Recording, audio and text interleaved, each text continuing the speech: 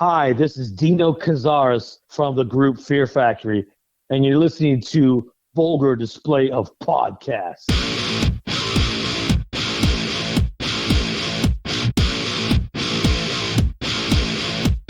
God, give me a pause!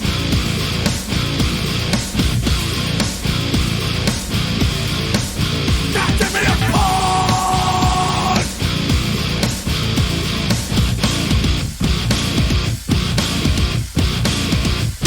See the light of the day has arrived for us. Genesis of our evolution. A linchpin holds within a means. Welcome to the Vulgar Display of Podcast. Got a full house Hey. here today. What's up, boys? What up? Yo.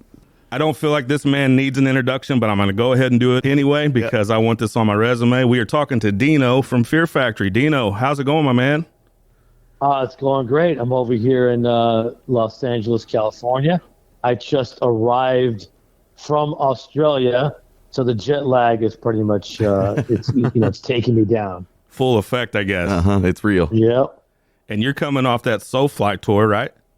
Yeah, I was in Soulfly. I was performing in Soulfly for a festival run out there called the Good Things Festival. And it was nice and sunny and warm in Australia. It's actually their summer right now. So, when I got back home, it was cold and rainy.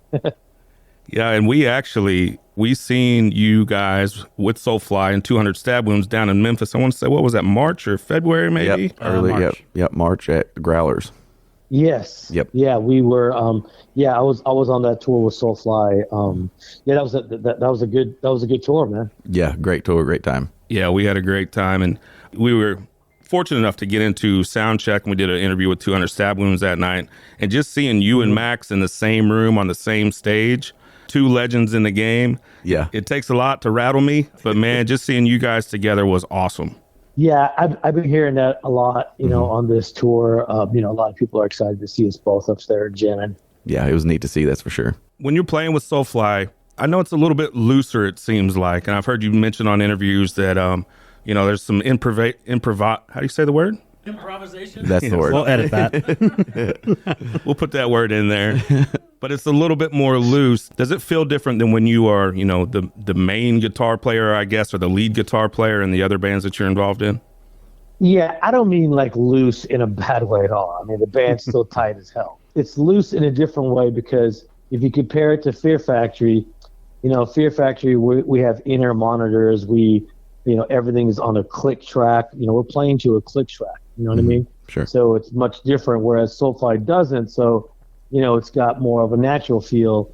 But, of course, Fear Factory is a machine. So we got to play like machines up there. And we got to be tight as hell. And people want to hear Fear Factory songs like they are on the record. So we try to replicate that as much as possible. Whereas Soulfly, it's definitely a much more looser vibe compared to that. And, sometimes Max will call out songs, live or, like, 4 extra bars, you know what I mean? Or stop here, Yeah. He does that. And it's really cool. It's like it's very improvisational, like the word you were trying to say. And it's really cool because it reminds me of something that, when I used to watch, like, if you watch an artist like James Brown, he's up there and he's like a conductor. That's what I call Max, conductor. So he's like the conductor on stage and he's directing the band how he wants them to go. And that's kind of like what Max does live too. He does that with me live. And sometimes he'll call out different songs. He'll call out different parts. We add parts, we take parts out. Just, and it's really cool. It keeps me on my toes. Absolutely. For sure. And speaking of Max, he's one of those guys. I know you guys have been close for many years, probably going on decades at this point. His importance to metal and the metal community, is he one of those guys? Does he belong, do you think, on the Mount Rushmore of metal? Is he one of near the top guys to you?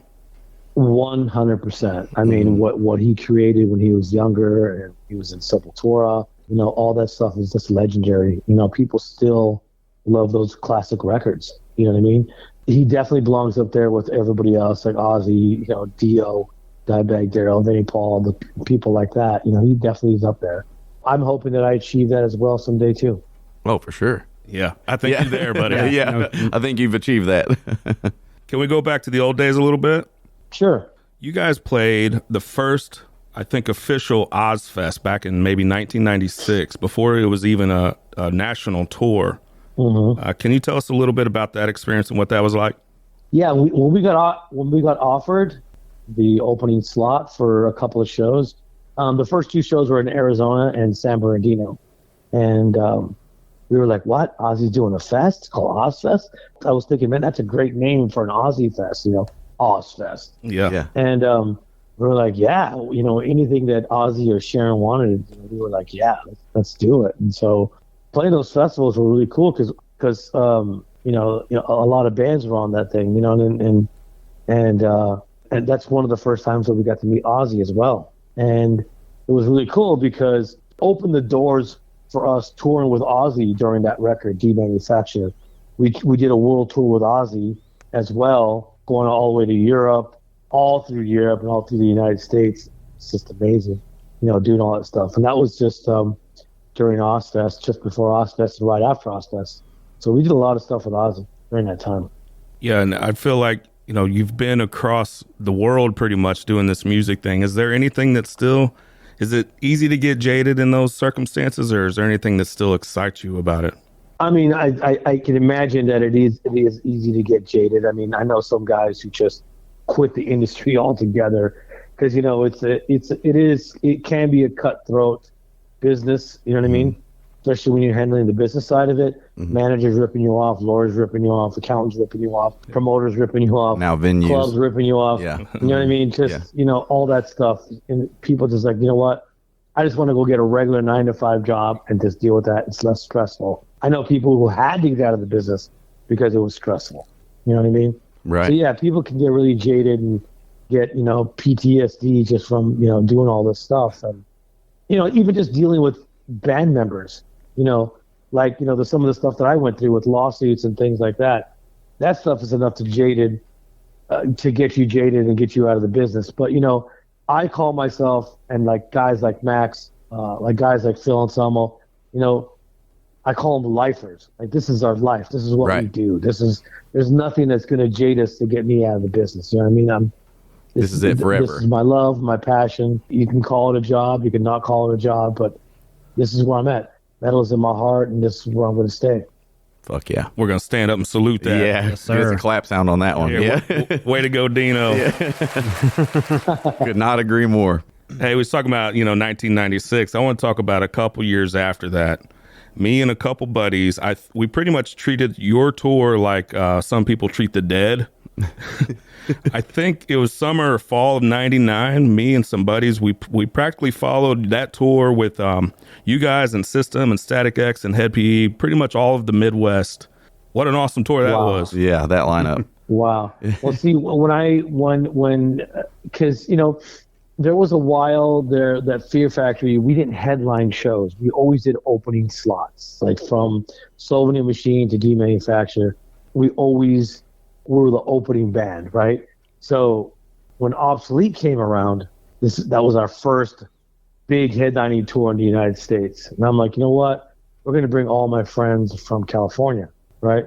System of a Down, California. Static X, California. Yep. Spine Shank, California. Head PE, California. I never put that No, I didn't together. either. It No, was that's- all California. Yeah. Yeah. And I was like, these are all my boys. This is, we've known each other here from the local scene. And I was like, let's all, link up and do a tour together. Now, the only band that jumped off and on the tour was Static X did half and Spine Shank did half.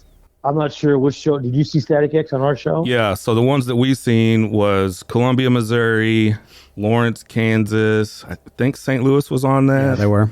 Like 4 or 5 shows, we kind of followed you guys around, and it was all the same bill, and Static X was on it.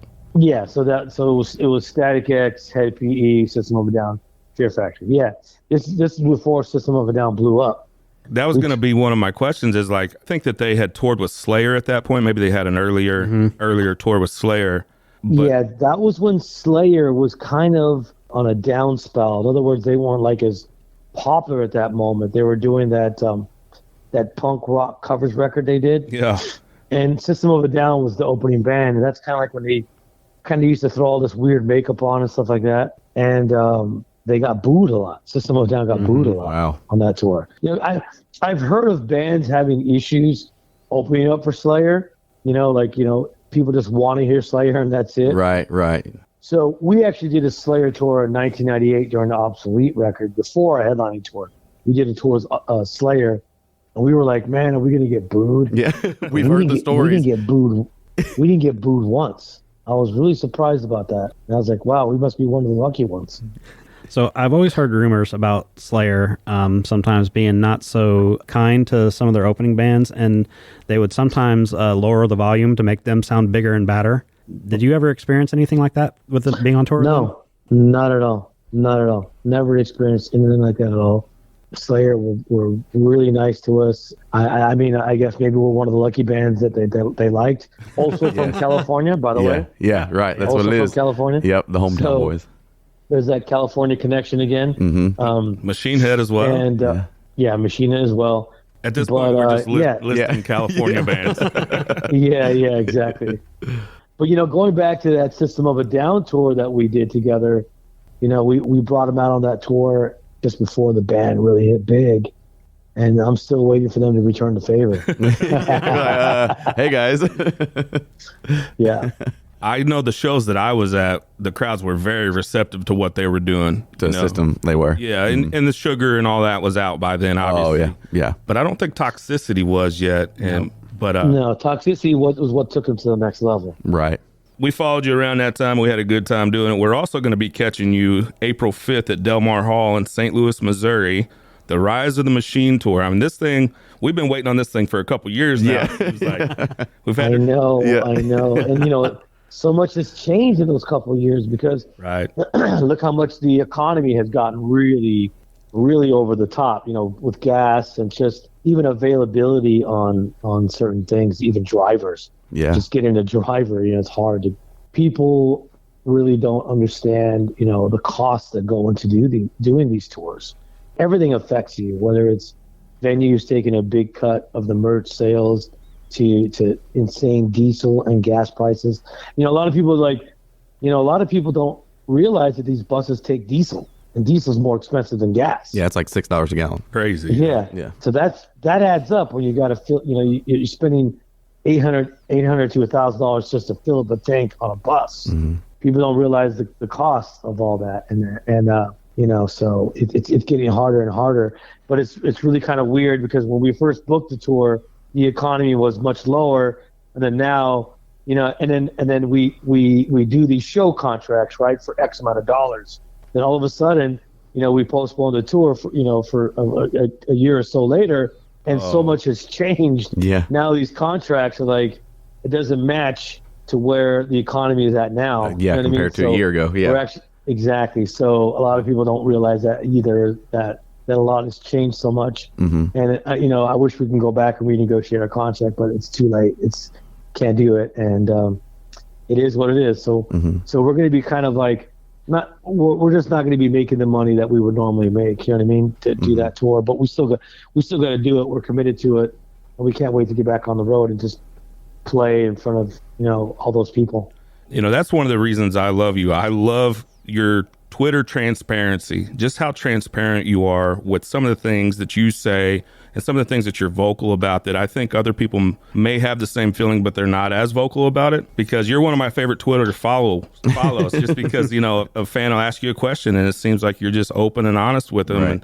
And I know you've mentioned the expense and the cost of touring and how it's really hard to make money, and obviously the merch cuts and how venues are taking from bands. I'm not the only one that really talks about that. There have been other people who, you know, Devin Townsend's been talking a lot about it, and Dark Zone and a few other bands as well, you know, talking about, you know, what it's like out there. You know what I mean? Of course, you know, a lot of people who follow me or just who fans of the band, they don't really understand what it is, you know, how it is out there. They don't understand. But in a way they should, because, you know, obviously, you know, gas prices affect everything. You know what I mean? Food prices. You know what I mean? Food prices have gone insanely high, right? So, you know, people should be able to relate to it in that way. Like, sure. You know, if it's hard for me to go on if it's hard, you know, speaking in the third person, Like if it's hard for that person to pay rent or to buy food, imagine what it's like for us to be out there touring. You know what I Yes. mean? People have this misconception just because you're on the road that you're making, big bucks and you're a rich guy. No, Yeah, big rock star millionaires. We are affected by it just as much as they are. You know what I mean? And as a matter of fact, worse. You know what I mean? Because we have more overhead. Right. Yeah, and I think that's why it's so important for guys like you to we're just music fans, right? So we don't know what that world is, but when you relate it to the expenses of things and inflation and how that can, and gas prices, Yeah. I think it's important for the fans to hear that, because then you would hope that they would go out and buy some more merch, or they could buy directly from the band camps or whatever it is. Support that band, yes. Yeah, to support the band in other ways. Yeah, well, it all started because there had been other few bands that were talking about it. Like Devin Townsend was one of the ones that was really bringing up he's not going to tour that much this year because of that. And he was bringing that up, and I was just kind of commenting or reiterating what he was saying and kind of breaking it down even more. And it just kind of spiraled out of control from there. You know what I mean? Of course, when all the metal websites get a hold of it, I don't know, for some reason, whenever I talk, it always turns into some sort of controversy. I don't know why. Then we all open up too and have your back. You're like, fuck yeah. We're riding with you, Dina. Yeah. For some reason, just, I don't know what it is. Maybe I'm too blunt. I don't know. Yeah. I don't know what Like Chad said, it's what everyone else wants to say. And then you say it and we're like, yeah, damn right. That's what we were thinking too. I think it's just refreshing to hear your heroes talk about Exactly. some of their struggles. Someone that is highly respected in the game. You're like, okay. Yeah, maybe fans don't want to hear your struggles. Maybe fans just want to, have that image of you that you're a rock star and you're on And this that's pedestal. I'm just like, no, I'm just like you. Right. Just like you guys, Yep. going through these struggles like you are. As a person. That's very cool. Yeah. But obviously there are things that need to change, but I don't know. I don't think they are going to change. It's one of the main things is, these promoters at venues that are taking 20-30% of your merch cut. That's a lot. Then you got to pay tax on that. You know what I mean? And you got to pay the person selling the merchandise. And then at the end of the day, you're not left on anything. And so you're like, everybody's got their hand in the cookie pot, and it sucks. Yeah. And some of these promoters and some of these club venue guys, they gotta somehow compensate for their high prices of running a club or running the venue and their employees. Sure, they can make money at the bar, but sometimes when you play these shows and a lot of kids who are under 21 come to your shows, he may not make enough money at the bar, so he's got to compensate it for some, for the money he loses at the bar, he's got to get it from the bands, and it sucks because then the band's got to raise the prices on the T-shirts, and then people got to raise ticket prices, and then it's just like everybody gets fucked. It's all related to each other, and that's one thing that people need to understand, So what is the best way for us to support a band then? What's the most direct way to support a band? Obviously, buying their merch, buy tickets, buy their merch. I mean, still coming to the shows. Done. Still, Yeah. Still buy merch at the shows because obviously we still have to sell merch at the shows. You know what I mean? Sure, we sell merch on our website, but people like to get that concert shirt, with all the tour dates on the back. Yeah, the limited and with stuff your like tour that. date. Yes. Yeah, because it's just a one-time print. You know what I Right. mean? You're not going to get that on the websites, really. Yep. You know what I mean? You're going to only get it at the live show. So please still come out and support the band in that way. 100%. And we intend to. We're going to catch this Rise of the Machine tour 2023, fellas. Static X, Fear Factory, Dope, Mushroom Head, Twisted, Cultist Black. It's a big package. It's a Yeah. good big Yep, it is. package. You know what I mean? Hell yeah. It's a throwback. It's a throwback to the '90s, and it's killer. Yeah. Hell yeah, we're going to be there. Yeah. And have early in full effect. Yeah. having some fun. Yes, for sure. April 5th, Delmar Hall in St. Louis, Missouri. We got the legend, Mr. Right Hand, Yes. Dino from Pure Factory. Dino, we appreciate you.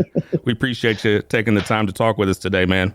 One last thing about the tour is that we will not be doing any meet and greets. What we're going to do is we're going to make an announcement to come meet us at the merch table during the show. Meet us at the merch table. Nice.